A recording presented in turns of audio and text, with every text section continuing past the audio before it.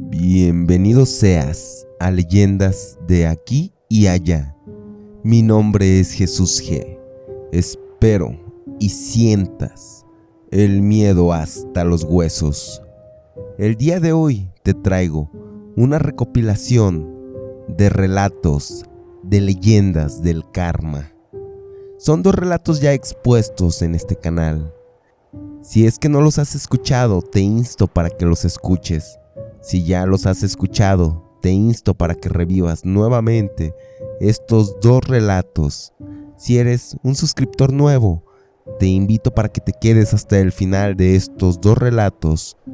Mi nombre es Jesús G. Te invito a mi Instagram. También te invito a que te suscribas y des like. Pero sin mayor preámbulo, te dejo con estos 2 relatos sobre el karma maldito. El karma maldito.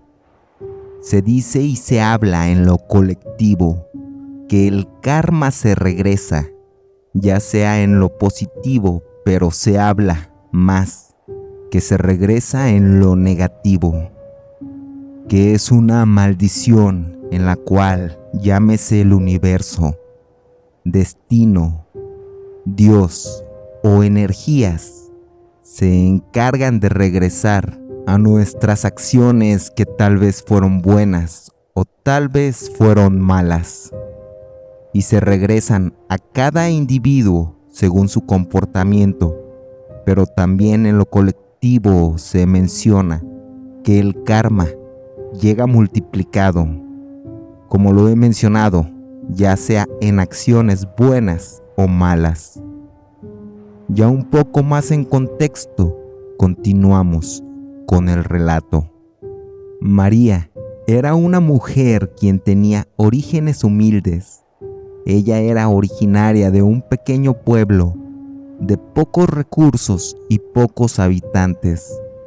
Desafortunadamente, por esa misma falta de oportunidades en ese poblado, se vio forzada a emigrar a la ciudad con su hermana y 2 hijos pequeños, después de que su esposo murió, quien murió por una picadura de araña. En un inicio fue complicado, ya que la ciudad era diferente, porque María estaba acostumbrada a la vida de campo y a la vida tranquila, sin tanto ajetreo.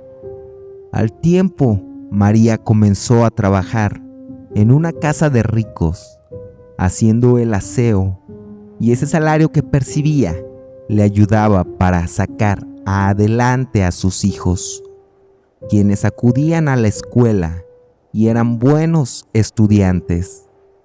María era muy buena trabajadora, siempre llegaba temprano, hacía más de lo que le tocaba hacer, y jamás había nada como ninguna queja contra de esa mujer, a pesar de que sus empleadores eran personas apáticas y quejumbrosas, y no apreciaban en gran medida mucho del apoyo que recibían por parte de María.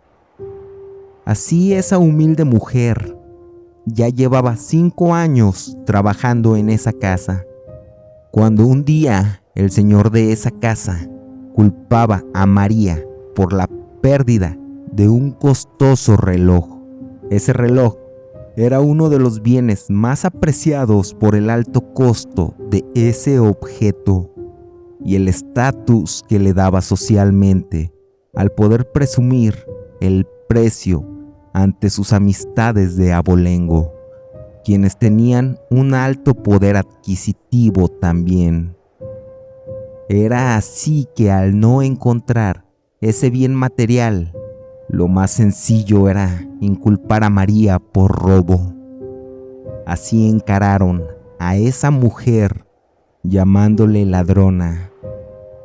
María, quien se regía por el código de honestidad, solo le generaba bastante agonía que le inculparan de eso, pues ella bien sabía que en su conciencia que ella no había sido la artífice de ese robo, Sin embargo, sus patrones no le creían, ya que esos burgueses creían que todas las personas de origen humilde eran personas deshonestas, y al no poder conseguir ese objeto de regreso, impusieron una denuncia por robo en contra de esa humilde mujer.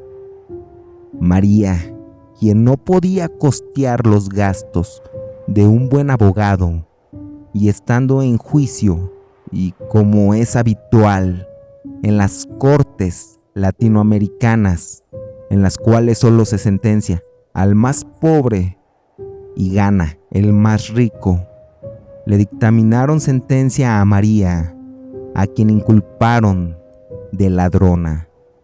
Le daban una sentencia por 3 años en la prisión.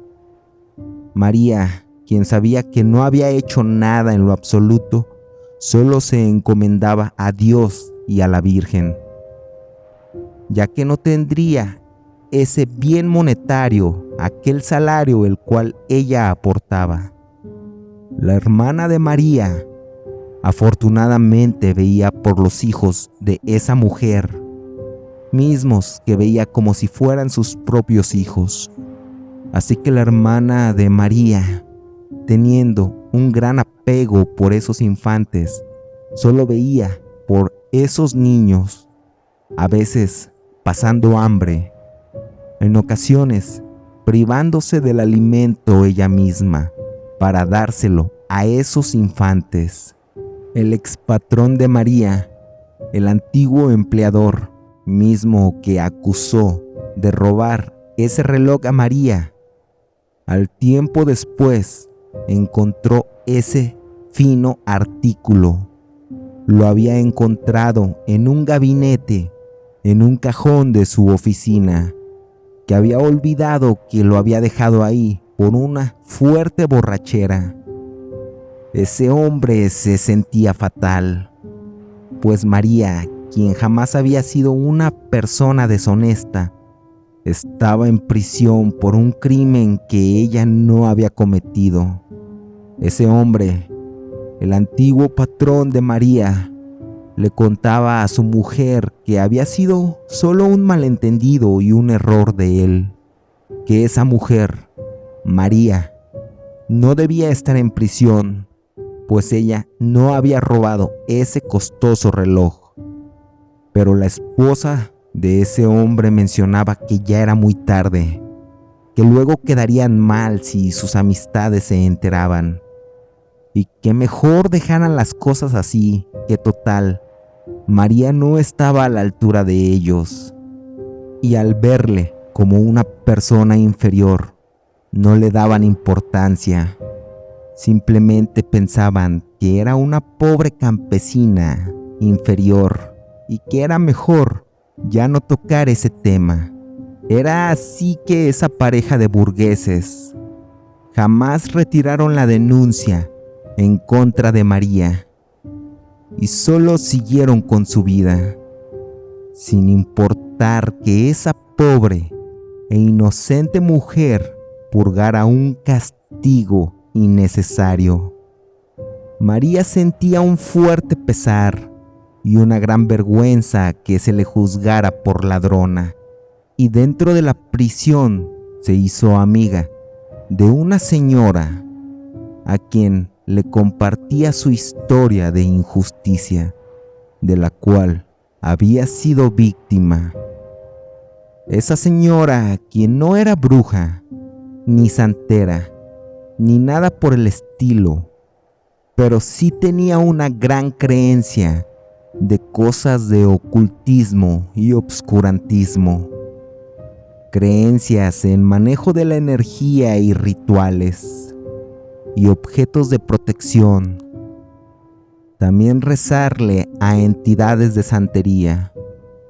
Y por alguna razón, esa mujer decía que tenía un cierto don en el manejo de energías. Le mencionó que le daría una pulsera de protección. La solicitó, la mandó a pedir desde el exterior de la prisión. Y una vez que ya había ingresado, una vez que tenía la pulsera, curó ese brazalete con sal, incienso, plantas y se lo dedicaba a una deidad santera, en la cual ella era bastante creyente, y le daba la pulsera a María y le decía que ya había curado esa pulsera para su efectividad. Pero lo que esa mujer no le había dicho a María era que no era una pulsera de protección. No le había dicho que era una pulsera para regresar el karma, tanto bueno como malo. Pues esa mujer sabía que María era bastante noble, y si le decía para lo que realmente funcionaba, no la iba a aceptar. Era así que María solo portaba esa pulsera. Esa familia de dinero, quien se encontraba más fuerte económicamente que nunca, ya que incluso acababan de invertir una pujante cantidad de dinero en un negocio con un socio comercial, quien también tenía un fuerte capital económico. Su empresa estaba en auge. Sin embargo, un día en la madrugada, esa pareja recibía una llamada alarmante, en la cual les informaban que su empresa, que era productora de plástico, había sufrido un fuerte incendio y era pérdida total. Ese hombre afortunadamente tenía un seguro contra accidentes, pero la aseguradora, al hacer la investigación, veía que ese hombre no cumplió con los requisitos que la póliza le marcaba. Y esa aseguradora, después de entrar en una batalla legal, se llegó a la resolución que solo pagaría el 30% de la pérdida total. Esa familia de burgueses entraba en un conflicto económico, ya que esa empresa era su principal fuente de ingresos.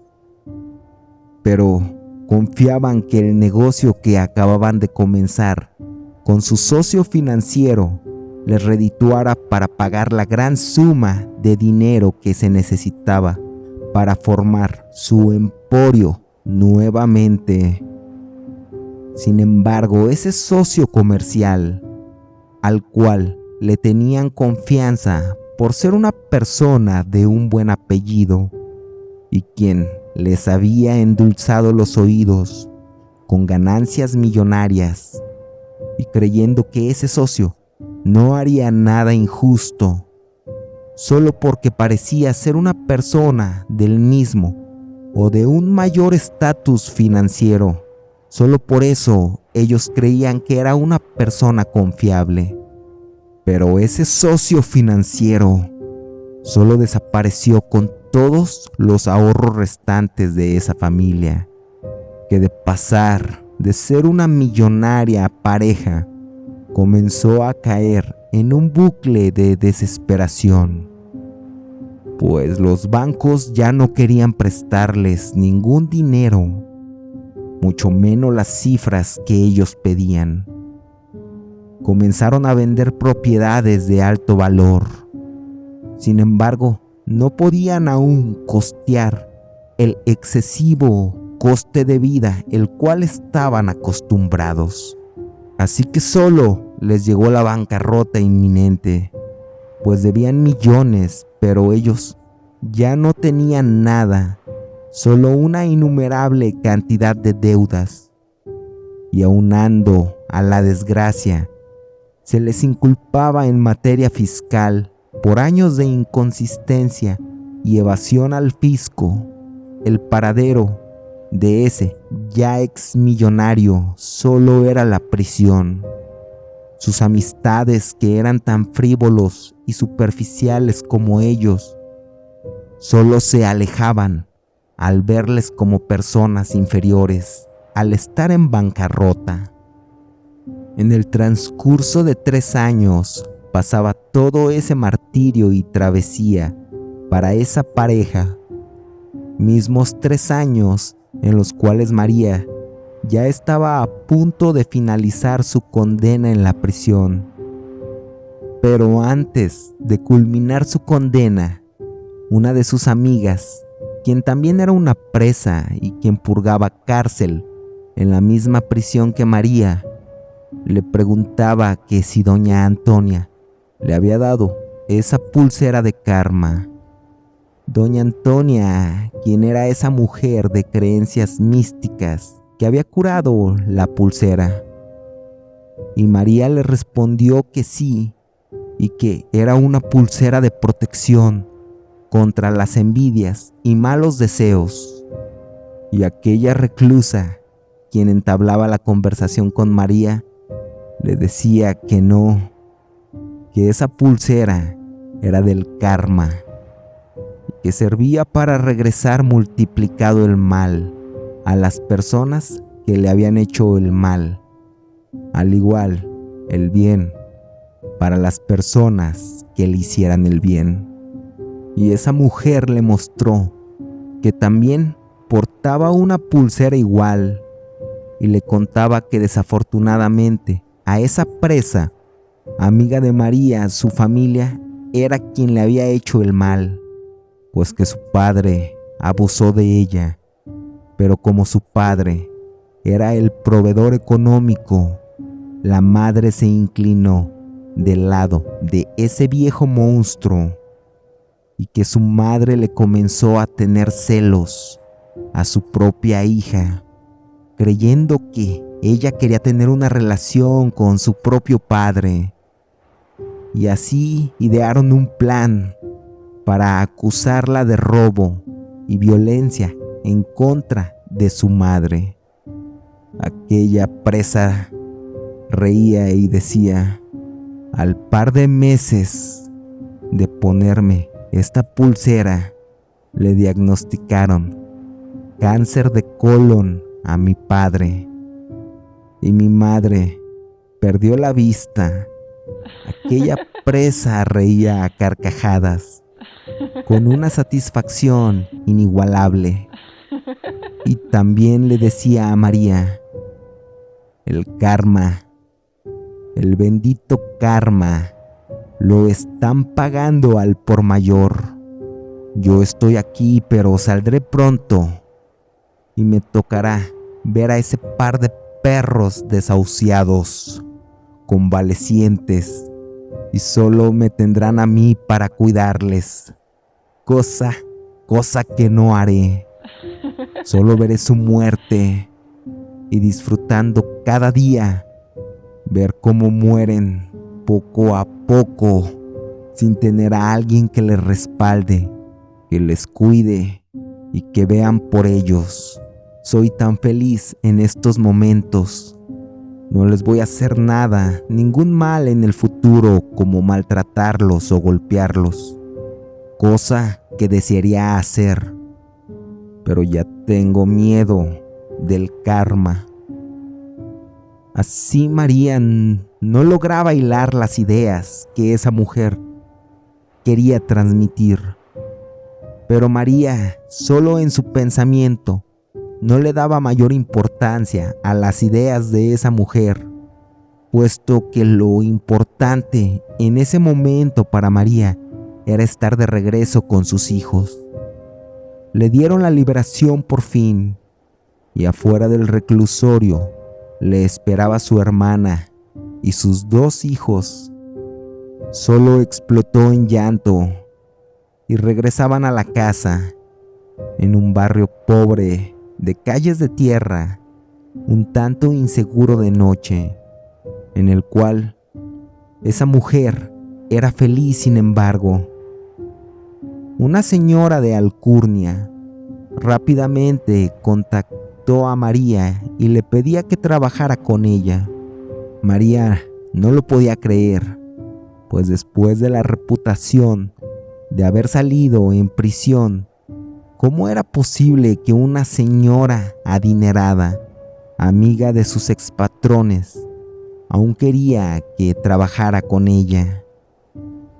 Así se presentaba a trabajar temprano en su primer día laboral, y esa señora, quien sería su nueva empleadora, la recibió con un abrazo y le decía que todos estaban enterados de la injusticia que le hicieron, pues que vieron a quien había sido su patrón usando el reloj, mismo reloj por el cual le enviaron a la cárcel, y que esa familia de burgueses ya no vivía en ese barrio, pues eran personas despreciables que ya estaban en la bancarrota, justo por ser tan miserables, y que incluso juntaron un dinero para María varios vecinos de ese opulento barrio.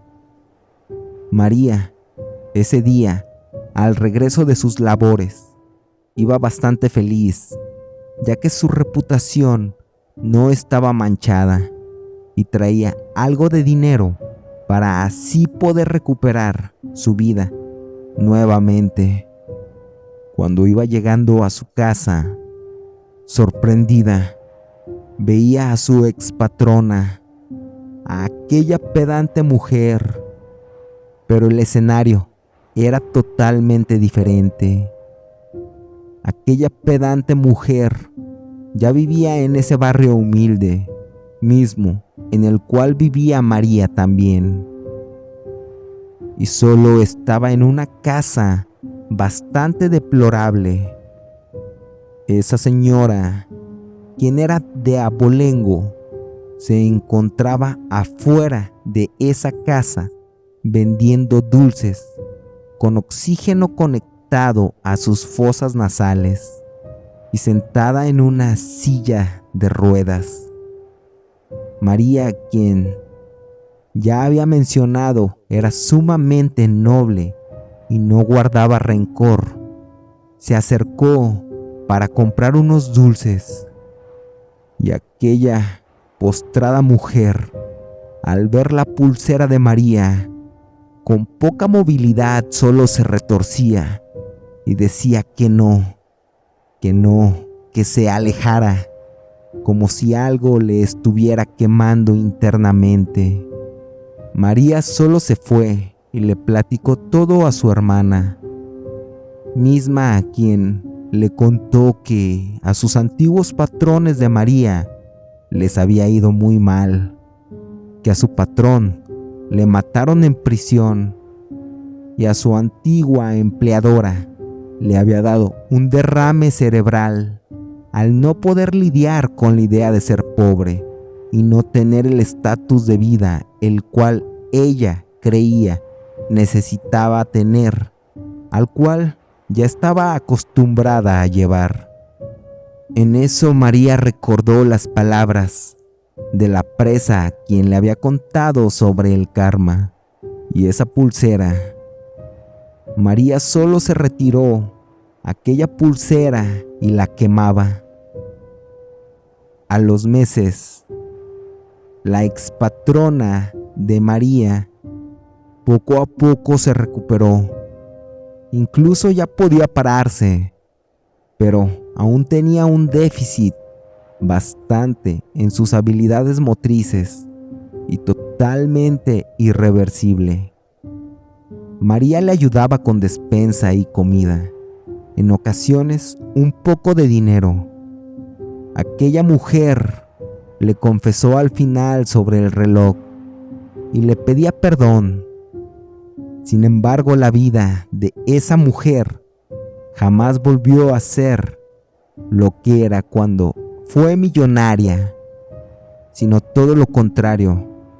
Era una vida sumamente triste.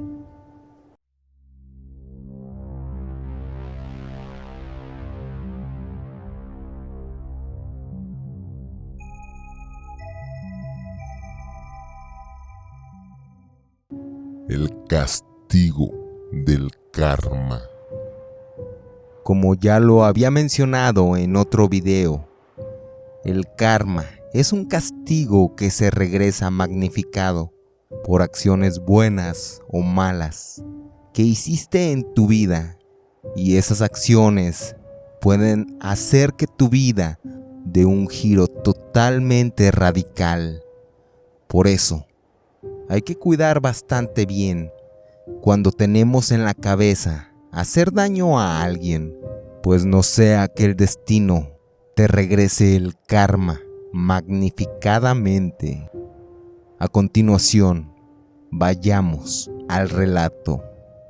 Héctor era un empresario quien trabajaba todo el día, todos los días.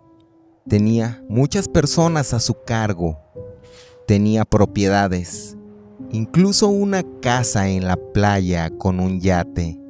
Se había enfocado bastante para obtener esa millonaria vida. Al igual, tenía una esposa bastante guapa. Héctor era joven, pero no era tan atractivo. Un día, la contadora de Héctor, quien era una señora con la que había trabajado bastante bien durante varios años, le avisó que a su esposo le habían ofrecido un trabajo bastante bueno en otro estado y que tenía que partir en 15 días. Y asimismo tenía que renunciar al trabajo de contadora, pero que le dejaba todo perfectamente al día. Y también le decía que le dejaba bastante tiempo de antelación para que pudiera buscar a algún otro suplente para ese puesto. Buscó a algún otro contador y recibió varios candidatos muy interesantes, de excelente reputación y bien calificados. Sin embargo, su esposa también le recomendó un contador quien era amigo de ella.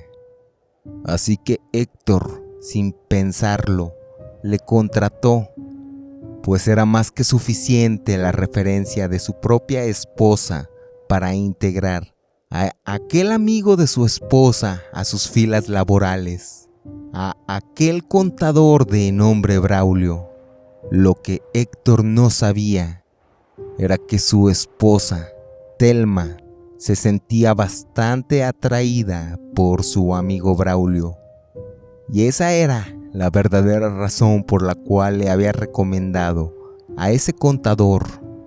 Así que Braulio, al ser recomendado por parte de Ana, tenía bastante libertad para acceder a la fortuna de Héctor, y al igual, el poder tomar decisiones, tanto buenas como malas. Y Telma se había acercado bastante a Braulio, y así comenzaron a tener una relación de un romance secreto. Ese contador le mencionó a Telma que tenía acceso a todo el dinero de Héctor, al igual a las propiedades y operaciones financieras. Telma le pedía cosas del dinero de su esposo, robando en secreto, incluso cuando ni siquiera lo necesitaba, pues Héctor le compraba lo que ella le pedía. Así que Telma y Braulio idearon un plan, el cual era quitarle todo ese dinero a Héctor, y con ese dinero viajar por todo el mundo y darse una vida de ensueño. Y así, sin que el pobre de Héctor se diera cuenta, procedieron a realizar ese plan, y la mitad del dinero iba a las cuentas bancarias de Telma, otras iban a diversas cuentas de prestanombres o en acciones financieras, y solo habían diversificado ese dinero a sitios en los cuales pudieran tener acceso en el futuro. Un día Héctor iba llegando a su casa de un viaje de negocios, y al llegar no estaba su esposa, pero esa señora le había dejado una carta en la cual le pedía que le perdonara, pero que él ya no le hacía sentir nada especial. y que, a pesar de saber que todo lo que él trabajaba era para darle una vida mejor a ella quería tener nuevas emociones en la vida y que ya no la buscara más, que ella había partido con Braulio y su fortuna y que por favor le perdonara. Así que Héctor rápidamente le habló a su abogado y a otros contadores que él conocía. Llamaba a los bancos para ver sus cuentas bancarias y en efecto veía que se habían retirado capitales y sumas bastante fuertes de dinero. Al igual, se habían pedido préstamos de esas entidades financieras. Así que Héctor, de un día a otro, estaba en bancarrota.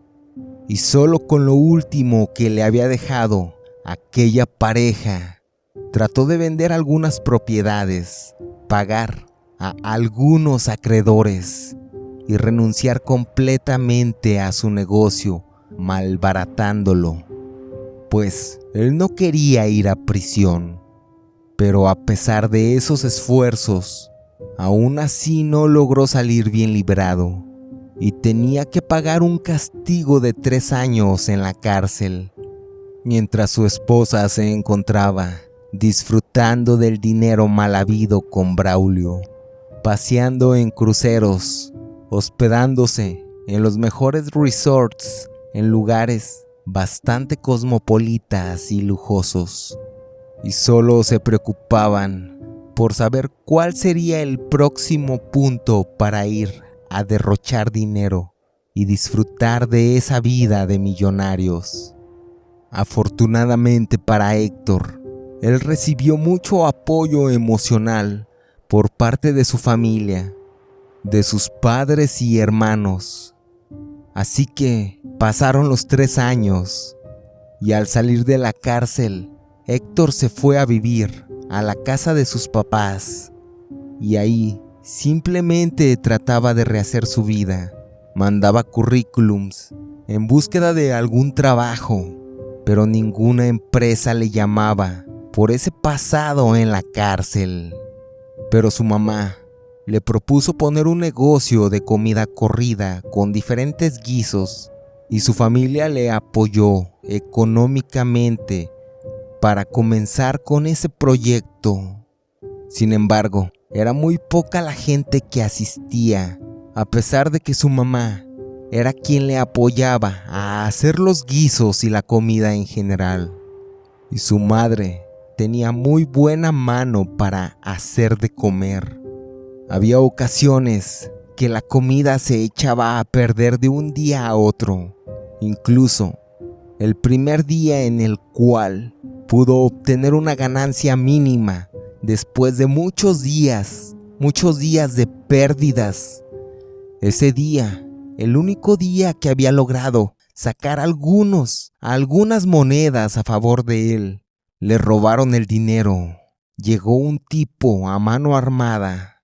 Así solo veía su situación y se daba cuenta que realmente estaba pasando por una pésima racha, y su familia solo sentía lástima por Héctor, pues parecía que traía una aura oscura que le rodeaba, la cual solo lo hacía pasar por cosas malas y tener una pésima suerte en casi cualquier cosa que él hiciera. Una tía de Héctor, quien se enteró de todo lo sucedido, le decía que de seguro tenía pegadas algunas malas vibras de personas negativas que no le habían aportado nada y solo habían buscado destruirle. Ella le platicó que a su hija, o sea, la prima de Héctor, un exnovio que tuvo que le fue infiel, luego intentó recuperarla, pero evidentemente ella ya no quiso regresar con ese hombre, y que aquel joven comenzó a espiarla y desearle mucho mal, y que la prima de Héctor notó que le estaba yendo mal en la escuela, en el trabajo, en lo económico en general, y decidió acudir a un foco tonal que se encontraba en el estado donde ella vivía, para despegarse todas esas malas vibras que traía cargando. Para quien no sepa qué es un foco tonal, explico un poco. El foco tonal es un pequeño círculo en la tierra, en el cual cuando te adentras en ese sitio y hablas, emite un eco como si estuvieras en una profunda cueva y genera un intenso eco, a pesar de estar en un lugar totalmente despejado.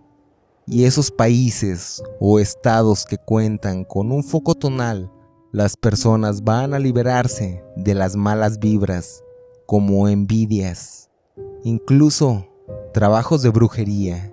Existen focos tonales en Alemania, Japón, España, Francia, Inglaterra y México, que es el país que cuenta con más focos tonales, ya que existen 3 o posiblemente más en ese país, y son sitios de meditación. En esos puntos del mundo también se hacen limpias de malas vibras. Así que Héctor, sin tener nada que perder y ya desesperado por quitarse esas energías, acudió al foco tonal. En aquel centro espiritual, primero se tenía que hacer una profunda meditación, y Héctor, al ingresar al foco tonal, escuchó una aterradora risa que parecía que se desprendía de él y se alejaba más y más de su ser. Sentía una liberación de algo que incluso él no podía comprender. Era una liberación que le dio una sensación de bienestar y alivio casi inmediatamente. Se sintió liviano después de eso. Así que después de esa experiencia, comenzó a trabajar aún más en esa fonda de cocina económica y se fue aclientando. Cada vez llegaban más personas y ese lugar cada vez le comenzó a ir mejor. Posteriormente, comenzó a contratar personal que le ayudara a repartir, en lavar los trastes y losas de la cocina, también en hacer preparaciones de la comida. Héctor comenzó a recuperarse económicamente. Sin embargo, en otro punto, Telma y Braulio se habían quedado en un sitio de Buenos Aires en Argentina, un tanto ya hartos de estar viajando de país en país y buscando un tanto de tranquilidad y tener un lugar estable donde quedarse. Así que en esa estancia, en un vecindario bastante inclusivo, había un joven hombre extranjero de España, quien también vivía en ese sitio, y comenzó a seducir a Telma. Ese hombre, el cual era bastante atractivo y se presentaba como un millonario que tenía múltiples negocios alrededor de todo el mundo, y quien también había optado por quedarse en esa ciudad provisionalmente, convenció a Telma en hacer una inversión millonaria en la cual él decía que triplicarían las ganancias fácilmente. Así que Telma, totalmente convencida, embabucada y embriagada por la verborrea de ese tipo, y al igual también enamorada de ese joven y guapo empresario, accedió y hacía la inversión, depositándole una fuerte suma de dinero, casi la totalidad de su fortuna. Posteriormente, ese joven hombre, al ver que ya se le había dado el dinero, simplemente desapareció con todo el capital económico, dejando casi en bancarrota a esa pareja. Telma y Braulio, al ya casi no tener dinero, solo regresaron a México, ya que sin nada, con el objetivo de que Braulio pudiera encontrar un trabajo como contador y así poder hacer lo mismo, ganar la confianza de algún empresario para posteriormente estafarlo. Pero la mala reputación de Braulio como estafador le había prescindido y nadie quería contratarle, pues se podría decir que estaba en la lista negra y prácticamente estaba tachado como una buena opción de ese pasado fraudulento. Al igual que Thelma, buscaba una pareja millonaria que le diera los lujos y estatus, pero esa mujer había perdido todo el atractivo y no había nadie de valor que le pudiera dar esa vida. Nadie estaba interesado en ella. Y poco a poco el dinero iba desapareciendo, se iba esfumando y cada vez la vida era más complicada. Cada vez la vida era más real. Esa pareja de estafadores vivía en una vecindad que tenía baños compartidos con todas las personas que habitaban ahí. Eran unos cuartos tristes en los cuales nadie quería vivir ahí, pero vivían porque no había de otra y no tenían dinero para mudarse a otro sitio. Braulio, en su desesperación y escasez, al no poder conseguir ningún trabajo, salía a robar con un cuchillo, a tratar de conseguir alguna cartera con dinero, al menos para tener algo que comer. Cuando un día, al tratar de conseguir una cartera, la víctima, quien era un hombre de edad joven, puso resistencia y Braulio encajó el cuchillo y lo mató. Y al ver ese acto, al ver ese homicidio, solo corrió, pero las autoridades le encontraron posteriormente con el dinero y el cuchillo ensangrentado. Pero en otro escenario, el negocio de Héctor continuaba creciendo cada vez más y más, hasta que se pudo comprar una casa, la cual la restauró para poder venderla al doble de precio, y ese dinero lo invertía para seguir haciendo lo mismo. Héctor comenzó a trabajar cada vez más en él, como en sus inicios, para tratar de generar riquezas, pues ese mal, ese daño que le hicieron, se había proyectado, se había devuelto a esas personas que le habían sembrado el mal, mismo mal que estaba repercutiendo con creces, con bastantes creces. Pero para Héctor solo era la mejora continua. Él comenzó a hacer bastante ejercicio, enfocarse en él mismo y su familia, en él mejorar como persona, dejando atrás todos los daños que otros individuos en los cuales confió le había hecho. Braulio, adentro de la prisión, solo sentía que la vida se le destruyó, pues era un ambiente bastante hostil para él. Los presos, adentro de la prisión, lo comenzaron a extorsionar y lo vestían con ropa de mujer y lo obligaban a pasar tiempo con otros hombres, otros presos, a modo de satisfacción, hasta que algún día algún preso le mató por algo que nadie vio, nadie escuchó, ni tampoco nadie supo. Así Braulio había muerto en una total agonía.